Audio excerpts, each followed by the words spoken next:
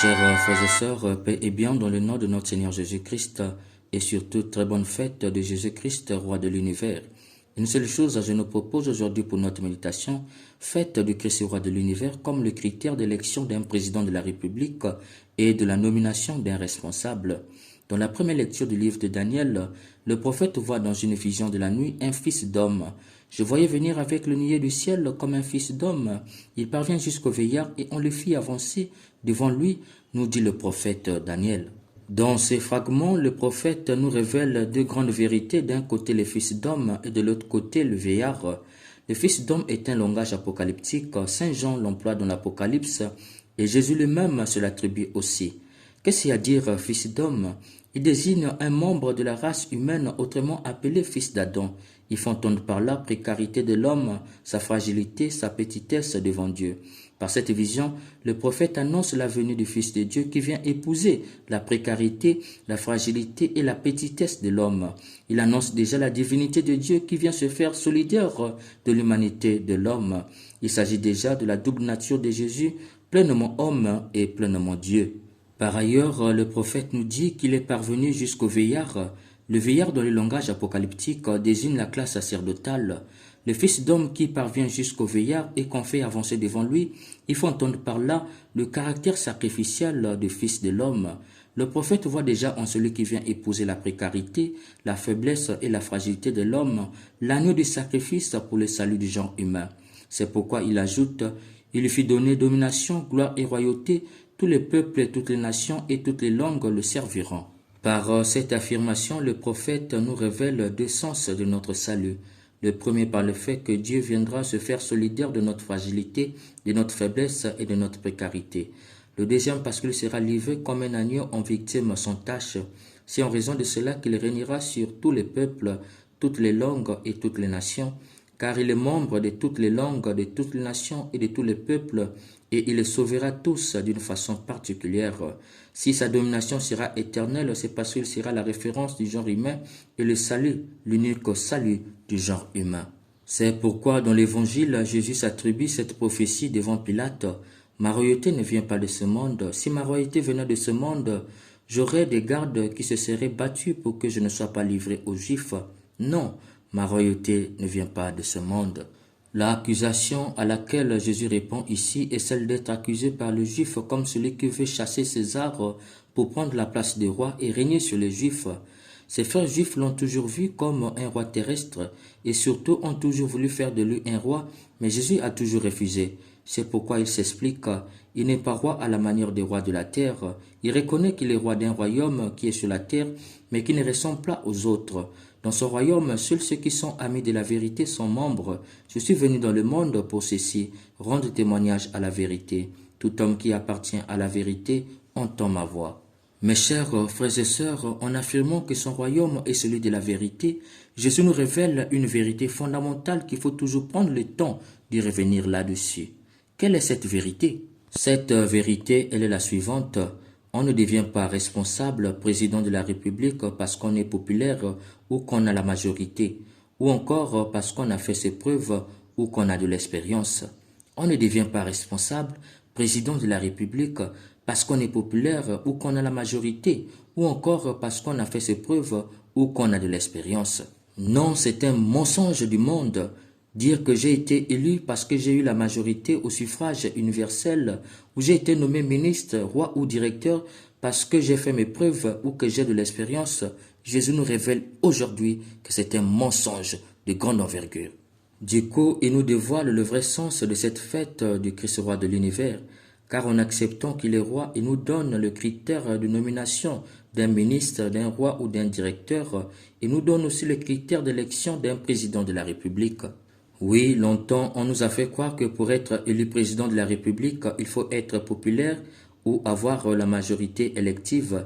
Jésus nous dit aujourd'hui que c'est un mensonge, car avoir la majorité ne fait pas de vous un homme capable de diriger les hommes, car avoir toutes les facultés de sa mémoire pour faire de beaux discours ne fait pas de vous un homme capable de diriger les hommes. Longtemps, on nous a fait croire que pour être nommé ministre, roi, directeur ou responsable d'institut, il faut avoir fait ses preuves, avoir une expérience ou mieux s'entourer d'experts. Jésus nous révèle aujourd'hui que c'est un mensonge de grande envergure. Avoir de l'expérience, avoir fait ses preuves ou être entouré d'experts ne fait pas de vous un homme capable de diriger les hommes, car avoir toutes ces facultés de son corps ne fait pas de vous un homme digne de diriger les autres. Mes chers frères et sœurs, Jésus, en acceptant qu'il est roi, nous révèle que l'homme qui est capable de diriger les autres est une réalité autre. Cet homme est celui qui, comme Jésus, a traversé ces trois étapes. D'abord, la l'apathie de Dieu. Il faut entendre par là l'homme qui ne se laisse plus influencer par les besoins extérieurs, une impossibilité d'être atteint par l'influence extérieure, l'insensibilité propre aux choses mortes, la liberté d'esprit face aux pulsions de domination, de faire souffrir et d'écraser. Voilà, chers frères et sœurs, la première étape qu'il faut franchir pour être capable de diriger les hommes. C'est dans cette logique que Jésus va commencer d'abord par se faire solidaire du genre humain et non pas par faire ses preuves ou en voulant la majorité élective ou par extension en voulant la popularité. En se faisant solidaire de notre humanité, il a pris notre précarité, notre faiblesse et notre fragilité. C'est pourquoi il nous comprend tous et tolère nos faiblesses. De là, tout son souci, c'est faire du bien, sauver chacun d'une manière singulière. Il connaît chaque brebis d'une manière particulière. Il est capable d'abandonner 99 brebis pour aller chercher une seule qui s'est égarée. Malheureusement, chez nous, on vote celui qui est majoritaire ou populaire. On nomme celui qui a fait ses preuves ou qui a de l'expérience ou qui est entouré de technocrates. C'est pourquoi on a beaucoup de blessés dans nos pays et dans nos institutions, puisqu'il n'est pas encore lui-même délivré des besoins extérieurs de domination et de maltraitance, de recherche de soi et d'affirmation de soi. Il n'est pas encore solidaire de ce qu'il va diriger, tout simplement parce qu'il a été élu par la majorité. On le déclare président de la République. Ou tout simplement parce qu'il a fait ses preuves, on le nomme ministre, roi, directeur ou responsable d'institution. Or, quelqu'un qui n'a pas encore été libéré des pulsions d'attraction extérieure, de domination et de maltraitance n'hésitera pas à livrer son propre peuple, à les tuer, à les vendre, à les pousser à l'exil ou à quitter les institutions. Il restera toujours un chef mesquin qui jalouse celui qui réussit en face de lui parce qu'il a peur comme Hérode de perdre sa place. Voilà la vérité que nous révèle cette fête du Christ roi de l'univers. On ne vote pas un président, on ne nomme pas un ministre, un roi, un directeur et un responsable d'institution, celui qui n'a pas encore franchi la patria de Dieu, c'est-à-dire celui qui n'est pas encore délivré des pulsions extérieures de domination et de maltraitance pour se faire solidaire de chaque membre qu'il aura en charge de diriger, fût-il majoritaire au suffrage universel, fût-il rempli d'expérience, fût-il celui qui a fait ses preuves. Ensuite, Jésus nous dit, même quand tu as traversé la patria de Dieu, c'est-à-dire que tu es délivré des pulsions extérieures de domination, d'écrasement et de maltraitance, tu n'es pas encore un homme capable de diriger les hommes. Il faut passer à la deuxième étape. Cette deuxième étape est appelée la pathos de Dieu. C'est quoi la pathos de Dieu? Il faut entendre par la pathos de Dieu la capacité de prendre tout homme, même votre ennemi, comme une valeur, une potentialité, une ressource au point d'être prêt à donner votre vie pour qu'il soit heureux. C'est pourquoi, pour montrer l'exemple, Jésus va se livrer en victime sans tâche pour sauver l'homme de toute race, langue, génération et nation. Il a donné sa vie non pas seulement pour ses amis, mais aussi pour ses ennemis. C'est pourquoi la résurrection du Christ n'est pas une vengeance, sinon il serait montré à Pilate, Hérode, Caïphe et tous les autres. Non, il ne l'a pas fait. Pourquoi? Mais c'est parce qu'il s'est livré aussi pour eux. D'où sur la croix, il a imploré l'absolution de leurs péchés au Père. Père, pardonne-leur, car ils ne savent pas ce qu'ils font. Malheureusement, nous votons des gens populaires, nous nommons des gens qui ont fait leurs preuves, mais qui sont incapables de sacrifier leur pouvoir pour l'intérêt du peuple, qui sont incapables d'accepter la mort pour défendre leur peuple, des gens qui eux-mêmes tiennent à leur vie, à leur poste, au prix de toutes sortes de magouilles pour être au pouvoir pour la gloire des hommes, des gens qui sont capables de sortir l'armée pour aller se battre contre leur propre peuple qu'ils dirigent, qui sont capables d'aller livrer leurs propres frères à la vindicte publique parce qu'ils les dérangent. Comme Hérode, ils les voient comme des prétendants à leur poste. Ils découragent celui qui réussit jusqu'à ce qu'il échoue. Ils n'aiment pas entendre parler d'un projet d'étude puisqu'ils trouvent encore leur joie dans la souffrance de ceux qu'ils n'aiment pas. puisqu'ils sont plus dans le règlement des comptes que autre chose, d'où ils se font entourer que de ceux qui partagent leur idéologie. Voilà un autre mensonge que nous révèle cette fête du Christ roi de l'univers. On ne peut pas laisser quelqu'un qui n'a pas encore traversé l'étape de la pathos de Dieu diriger, fût-il qu'il a déjà franchi l'étape de la pathia de Dieu, car sans cette deuxième étape, on n'est pas encore digne de diriger le peuple. Enfin, Jésus nous dit, même si tu as vécu cette deuxième étape, tu n'es pas encore un homme capable de diriger les hommes. Il faut passer de la deuxième étape à la troisième étape. La troisième étape est celle de la plénitude de vie dans l'histoire trinitaire. Il faut entendre par là l'ouverture et l'abandon à Dieu qui est mort pour ce peuple. C'est ici la prise de conscience que le peuple qu'on va diriger ne nous appartient pas. Dieu lui-même, dans l'action trinitaire, a ouvert le chemin vital pour que l'homme s'épanouisse en lui. Dieu a fait de l'homme le terrer son vis-à-vis. Du coup, il faut le traiter avec beaucoup de sérieux, le diriger avec crainte et tremblement, prendre soin comme Dieu lui-même en prend soin, en levant le soleil pour tout le monde, en libérant l'oxygène pour tout le monde. Malheureusement, les gens que nous votons ou nommons n'ont même pas encore franchi la première étape, celle de la pathia de Dieu. Comment vont-ils prendre conscience de cette troisième étape? C'est pourquoi nous voyons des dirigeants qui croient que le peuple leur appartient, ils peuvent le manipuler, le malmener au prix d'argent ou de fouet. Des dirigeants qui n'ont aucun respect pour la vie humaine, qui tuent la vie comme on coupe les choux. Des responsables qui fabriquent des accusations pour faire souffrir, qui vont jusqu'à poser des actes ignobles, qui font que l'autre se demande si Dieu existe réellement. Aucune miséricorde à leur portée, tout est interprété comme un motif de punition.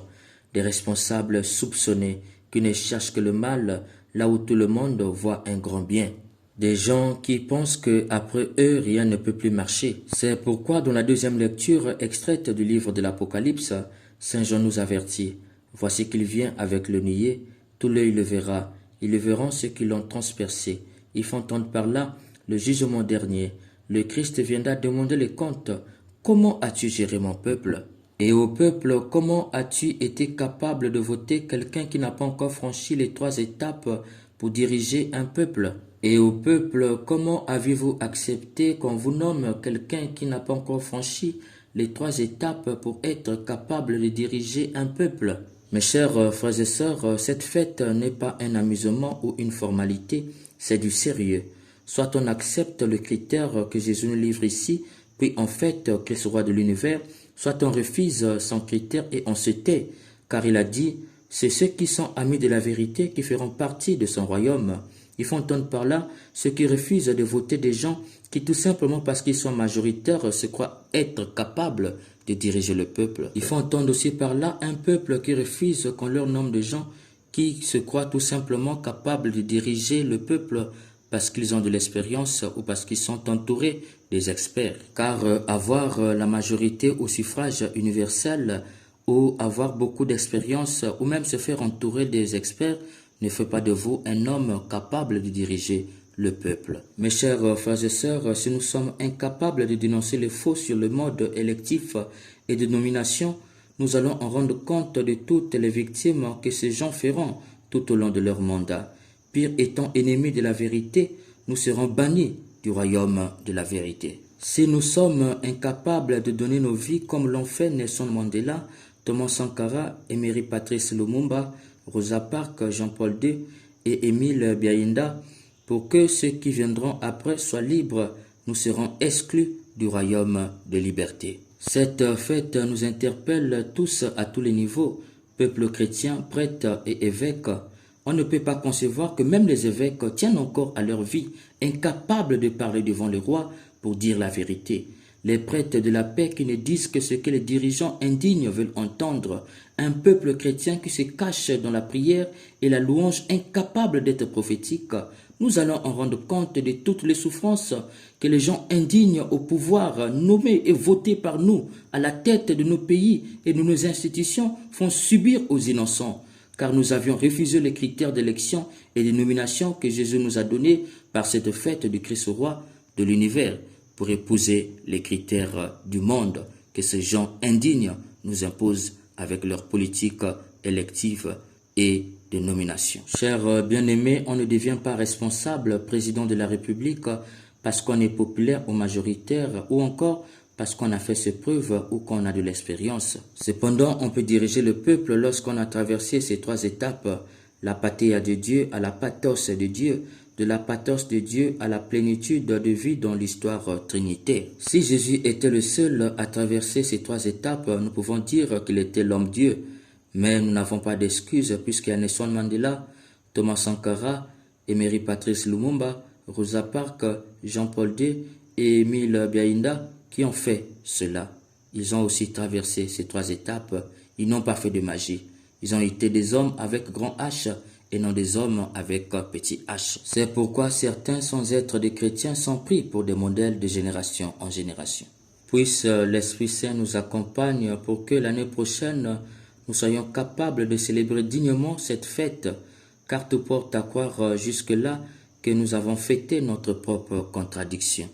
Ô Christ, roi de l'univers, toi qui sais vêtu de magnificence, que ta miséricorde nous accompagne. Amen.